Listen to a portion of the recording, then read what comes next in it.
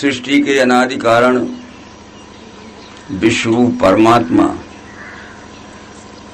और भ्रम मोक्ष निवारण करने वाले विश्वरूप का ही दर्शन कराने वाले तत्वदर्शी सद्गुरुदेव के चरणों में हार्दिक नमन करते हुए बड़े हर्ष और सौभाग्य का और पुण्याई का हमारा सबका भाई बहनों का समय है कि आज हम जीवात्मा ने जो मनुष्य शरीर में जन्म लिया है उसका अंतिम ध्येय प्राप्त करने के लिए यहाँ उपस्थित हुए हैं।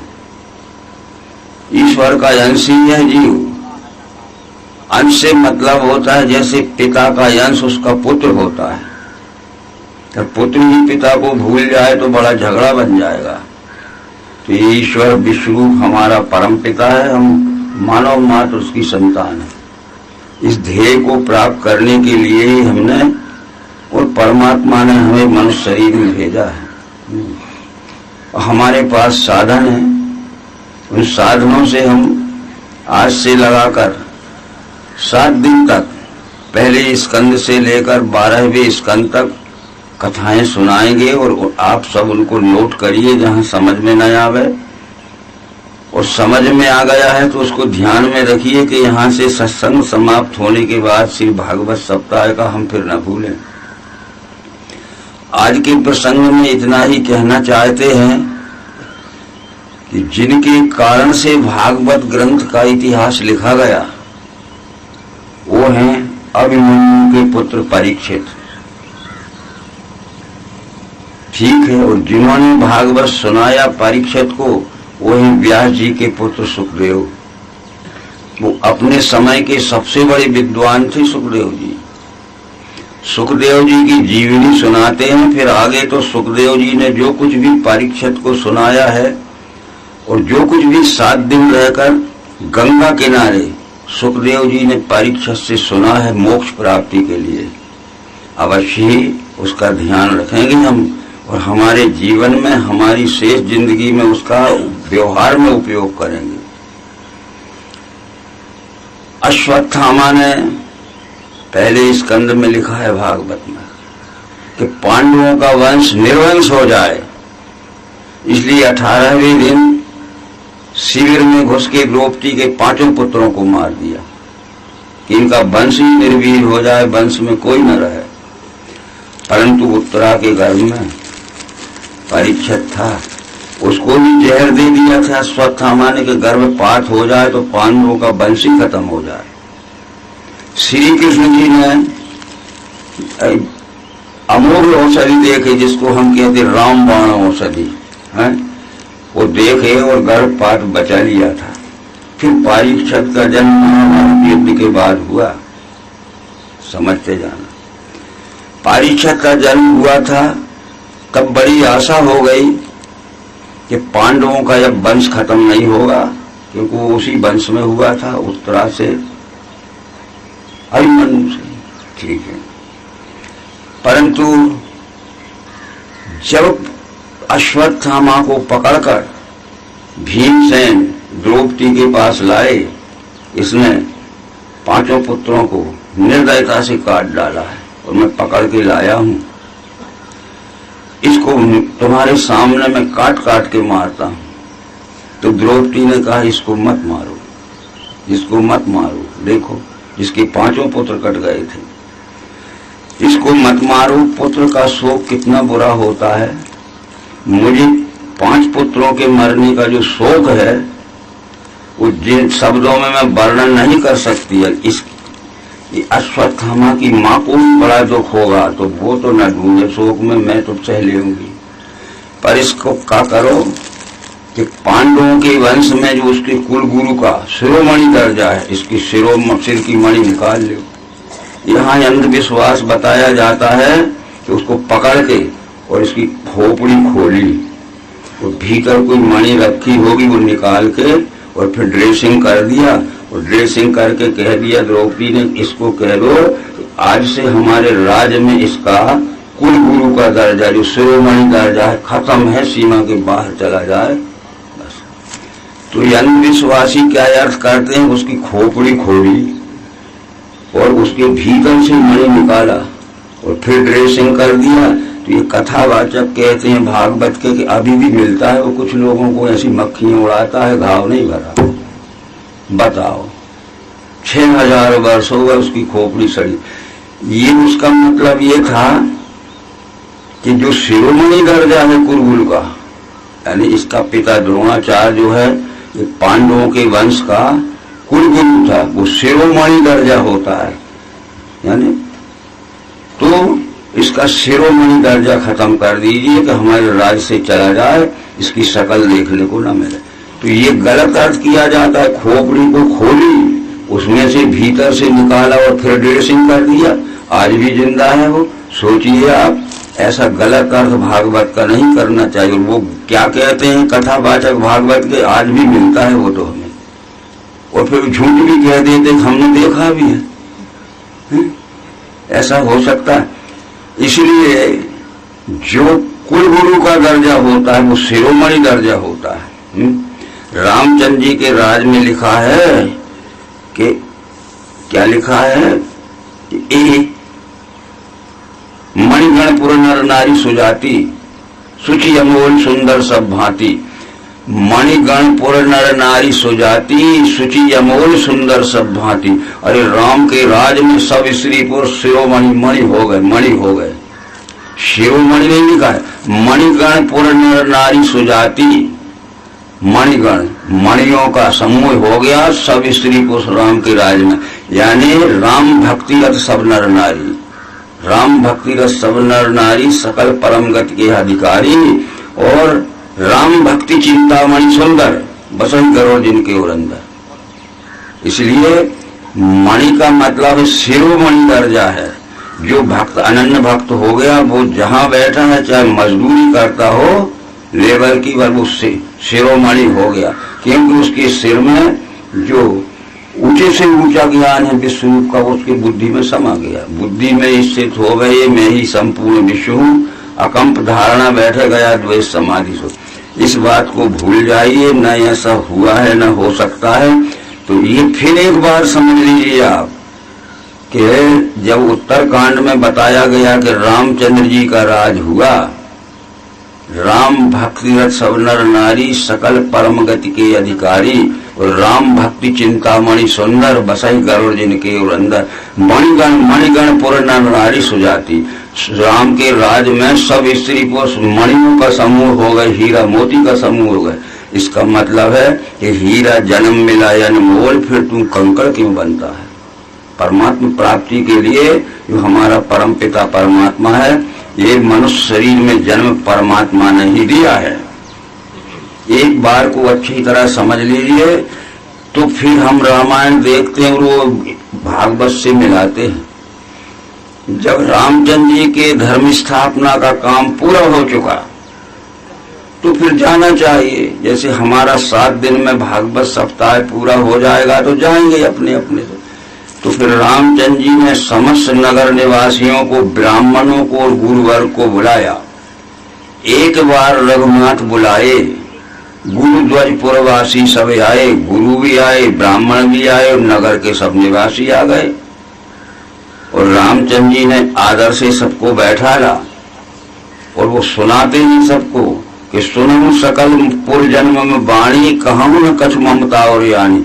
हे ब्राह्मणों, गुरुवर्ग, हे नगर निवासियों, भाइयों बहनों, जो कुछ मैं कहता हूँ ध्यान से सुनना समझना, और हम भी जो कुछ कहते हैं आप अपने बुद्धि के ध्यान से सुनना समझना है।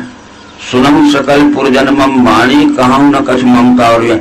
किसी स्वार्थ के बस में मैं नहीं कह रहा हूँ, ठीक है। फिर क्या कह रहा हूँ, वो क्या कह रहे हैं कि सोई सेवक प्रियतम मम सोई, मम अनुशासन माने जोई। वही मेरा सेवक है, वही मेरा सबसे अधिक प्यारा भक्त है जो मेरे ज्ञान को मानेगा। आप लोग शिक्षित हैं, सोई सेवक प्रियतम मम सोई, ये बात साधारण नहीं थी। ये प्रिय, प्रियतर, प्रियतम, ये सुपरलेटिव डिग्री का शब्द है। यानी वही मेरा सेवक है, वही मेरा भक्त, और दुनिया में सबसे अधिक प्यारा है जो मेरे ज्ञान को मानेगा। सोई सेवक प्रियतम मम सोई, मम अनुशासन माने जो। फिर राम ने ज्ञान क्या दिया जो हमें रामायण मिलता है कि इस जीव की मंजिल को देखिए, तुम लोग नहीं जानते हो, तुम तो पैदा हुए, खाओ कमाओ और मजा करो, विषय भोगो। इस जीव की मंजिल को देखिए, जीव कहाँ कहाँ से आया, कैसे कैसे आया, क्या क्या इसने दुख भोगे। राम बोले, आकर 4,84,000 योनि भर में यह जीव अविनाशी। 4 खानी की 84 लाख योनि में इस जीवात्मा ने कई बार महिलाओं में, देवियों में, कई बार पुरुषों में जन्म लिया और बड़े दुख हो गए। आकर कहते हैं खानियों को, खानियां कितनी होती? 4। उद्भिद जो झाड़ पेड़ हैं, ये जमीन पे होने वाले उद्भिद, ये पहले उद्भिद में था, खूब समझ लेना। इनमें भी जान होती है झाड़ पेड़ों में, वो भी मरते जीते हैं, वो भी खाते पीते हैं और वो भी फलते फूलते हैं, वो भी बीमार होते हैं। कहीं की एक डाल सूख गई तो कहीं एक हरी रही, जैसे अपन अर्धांग पैरालाइसिस हो जाता है। ये उद्भिद में था, कितना कटा कुल्हाड़ियों में कितनी उद्भिद से उद्भिद में केवल शरीर इंद्रियों का विकास नहीं था, मनोर इंद्रियों का विकास नहीं था, पर ये कई जगह खड़ा रहा, पड़ा रहा। पर देखो वो भी खाते पीते हैं झाड़ पे, वो भी मरते जीते हैं, सूखते, वो भी बीमार होते, वो भी फलते फूलते। इंद्रिय और मन का विकास नहीं होता, ये कई जगह खड़े रहते थे, पड़े रहते थे। परंतु उससे उत्क्रांत होकर ये स्वेदज में आया। स्वेदज कहते हैं पानी या पानी के विकार से होने वाले जंतु, जो मगरमच्छ होते हैं, बड़े बड़े मीन पीन पाठीन पुराने, उसमें आया। मछलियों में तो जाल में फंसा फंसा के लाए थे जब हम स्वेदज में थे, और बाजार में मछलियों को काटा गया था, खाया गया था, उनके पानी से छुड़ाया गया था, जो उनका घर था निवास। ठीक है, वहां इंद्रियों का विकास हो गया, धीरे धीरे चलने लगे स्वेदज, अपने मुंह से खाने लगे, वो में खड़े थे एक जगह। तीसरी खानी में आए हम अंडज में।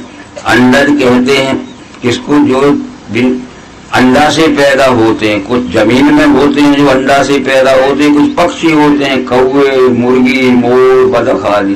तो देखो मुर्गियों की क्या हालत होती है, वे कबूतर पकड़ के खाए जाते हैं। तो हम भी मुर्गी मुर्गा होती थे और हमें यहाँ भी होंगे मुर्गियों के बड़े बड़े वो कटते हैं, कहाँ कहाँ से मुर्गी पालन केंद्र खोले गए। तो अंडज में भी ये हालत हुई। अंडज से फिर पिंडज में यानी जारज में आए, वहाँ 2 श्रेणियां थी, पशु योनि और मनुष्य योनि। जिनके पेट से बना बनाया बच्चा निकलता है उसको जारज या पिंडज कहते हैं। तो पशु योनि में भी गाय, बैल, भैंस, हिरण, मृग थे, तो बना बनाया बच्चा निकला। तो हम जंगल में हिरण मृग थे, तो शिकारियों ने रखेल रखेल के मारा और पकड़ के काट लाए। और ये गांव में बकरी बकरा थे, तो देखो क्या बकरियों का क्या हाल होता है। ये हमारा ही हाल हुआ था पशु योनि में। तब ईश्वर को दया आ गई, आकर 4,84,000 योनि भर में यह जीव अविनाशी। फिर सदा माया कर प्रेरा, काल कर्म गुण स्वभाव गेरा, कबहू कर करुणा नर देगी, देते इस बिन हेतु शनि। जब ईश्वर को दया आ गई तो ईश्वर ने अपने पुत्र जीव को मनुष्य शरीर में जन्म दिया है, हमने अपने पुरुषार्थ से नहीं पाया है। आती समझ में बात? अरे कबहू कर करुणा नर देही, देते इस बिन हेतु। जब ईश्वर को दया आ गई तो बहुत मुर्गी मुर्गा हिरण मृग बने और बकरी बकरा बने, सो खूब काट काट के खाए गए थे। तुम्हें क्या होश है इसका? जब ईश्वर को दया आ गई तो ईश्वर ने अपने पुत्र जीव को मनुष्य शरीर में जन्म दिया है। कबहू कर करुणा नर देही, देते इस बिन हेतु शनि। बड़े भाग्य मानुष तन पावा, सुर दुर्लभ सदग्रंथन गावा, साधन धाम मोक्ष कर द्वारा। ये मनुष्य शरीर साधन संपन्न हो गया। ये धाम, ये घर तो शरीर है, इसमें हमें 8 साधन मिल गए। उद्भिद का शरीर था, स्वेदज में इंद्रियां मिली 5, काना त्वचा जीव नासिका। अंडज में 6वां मन मिला और पिंड श्रेष्ठ मनुष्य में हमें 7वीं बुद्धि लिखी और 8वां ये जीवात्मा है। 8 साधन हैं। राम ने कहा था, रामायण को हमने पढ़ा है अपने मतलब से और हमें समझाया नहीं गया ठीक, तो हमने जैसा मनवाया हम मानते गए, जैसा मनवाया गया मानते गए। यदि हमारा शिक्षक स्कूल का जिस पहले समय जो पहली ही बार लड़का पढ़ने गया और वो पढ़ा दे कि 2 और 2 5 होते हैं, तो लड़के को मानना पड़ेगा। गलत समझाया गया है। तो बड़े भाग मानुष तन पावा, साधन धाम मोक्ष कर द्वारा। तो हमने भी बहुत लोगों से पूछा था कि मनुष्य शरीर को साधन धाम क्यों कहा गया। अरे आपको मालूम नहीं है, देखो 10-10, 15-15 मंजिले बिल्डिंग है, उनमें एयर कंडीशन के कमरे हैं, हेलीकॉप्टर है, हीरा मोती पुखराज है, ये सब। अरे ये साधन नहीं, ये साधन जो समेटते आए उद्भिज का शरीर है। स्वेदज में 5 इंद्रियां मिली, कानाक त्वचा जीवना, अंडज में मन मिला, और पिंड श्रेष्ठ मनुष्य में विवेक बुद्धि मिली, और 8वां जीव आत्मा। ये राम ने समझाया। तो ये मनुष्य शरीर में जीव को जन्म किसने दिया, बोलो। फिर हम भूल गए उसको, न बोलने देता तो फिर मुर्गी मुर्गा और बकरी बकरा बनते ही रहते, काय को भूल गए। नहीं तो अब वो कहते हैं कि नर तन पाए विषय मन दे ही पलट सुधा से, यानी ये साधन संपन्न मनुष्य शरीर जो ईश्वर ने दिया है, हमने अपने पुरुषार्थ से नहीं कर, फिर उस ईश्वर को भूल जाओगे तो पलट लौट के फिर कुत्ता कुत्ती और मुर्गी मुर्गा और बकरी बकरा बनोगे, फिर कटोगे। इसलिए उसको मत भूलना, उसने अपनी अहेतु की कृपा से जीव आत्मा को मनुष्य शरीर दिया। इसका ध्यान रखिए। कौन कह रहा है?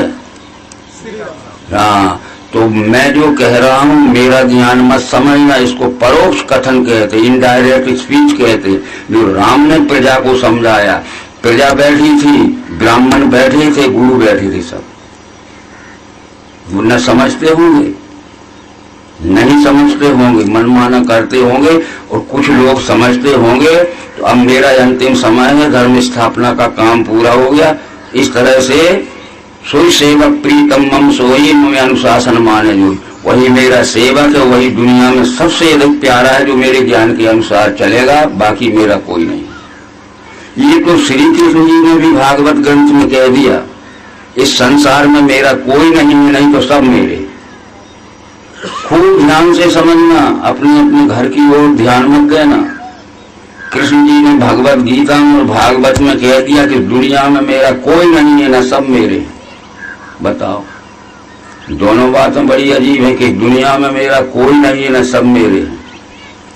गुरु से गुरु ये ज्ञान जो मेरे भक्त से कहे, उसने ज्ञान के द्वारा मुझे प्रिय किया, वही प्रिय किया। उससे सर्व मनुष्यों में मेरा प्रिय करता नहीं, और कोई नहीं मेरा प्रेम का उस बिना नहीं। जो ज्ञान अर्जुन मैं तुम्हें दे रहा हूँ, हे उद्धव जो ज्ञान मैं तुझे दे रहा हूँ, गुरु से गुरु ये ज्ञान जो मेरे भक्त से कहे, उसने ज्ञान के द्वारा मुझे प्रिय वही किया।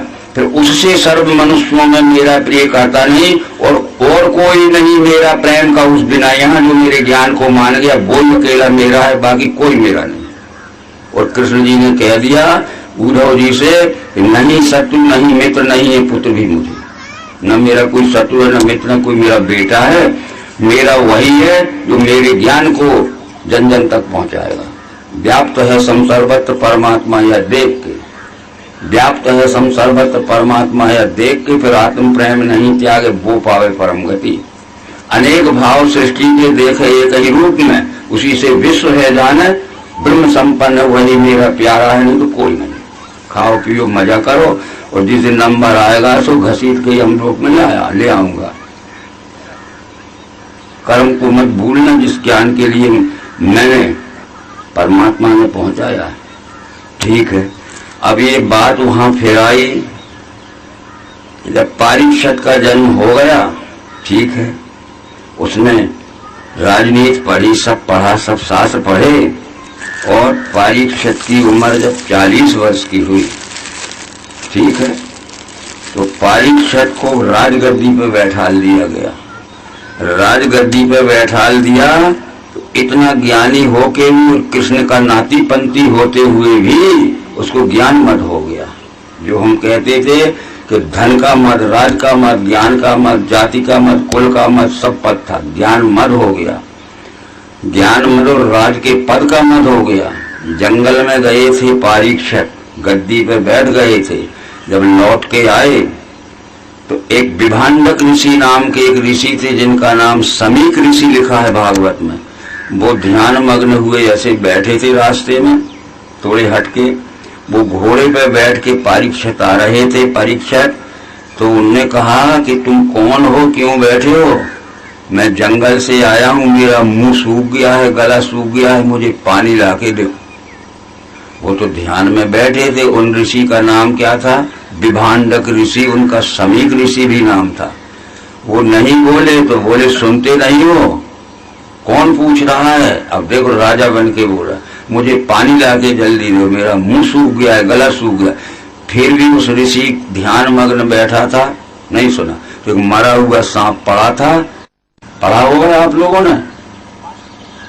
बस परीक्षित को खबर लग गई कि वो सत्संग श्राप दे गया कि जो मरा हुआ सांप मेरे पिता के गले में डाला है, इस 7वें दिन जिंदा होकर परीक्षित को काट खाएगा और मर जाएगा। तो मरने से बचने के लिए भागवत सुनी थी। फिर कौन से सुनी जाए? बताया कि दुनिया में सबसे बड़ा ज्ञानी व्यास जी का पुत्र क्या है? सुखदेव है। और सुखदेव गंगा किनारे भागवत सुनावे तो मरने से बच सकते हो, श्राप से बच सकते हो। तो परीक्षित ने अभी भी सुखताल है उत्तर प्रदेश में गंगा किनारे, वहां सुख व्यास जी के पुत्र सुखदेव जी से गंगा किनारे भागवत सुनी थी। खूब कथाएं सुनी, खूब दान पुण्य की बातें सुनी। परंतु मित्रों 7वें दिन तक छका गया और काट खाया, परीक्षित को मर गया। तो कौन सा पाप करके तुम पाप के फल से बचोगे, जब वो सुखदेव से जो सबसे बड़ा ज्ञानी था और गंगा के किनारे भागवत सुनी थी और सांप ने आके काट खाया, तक्षक ने और मर गया।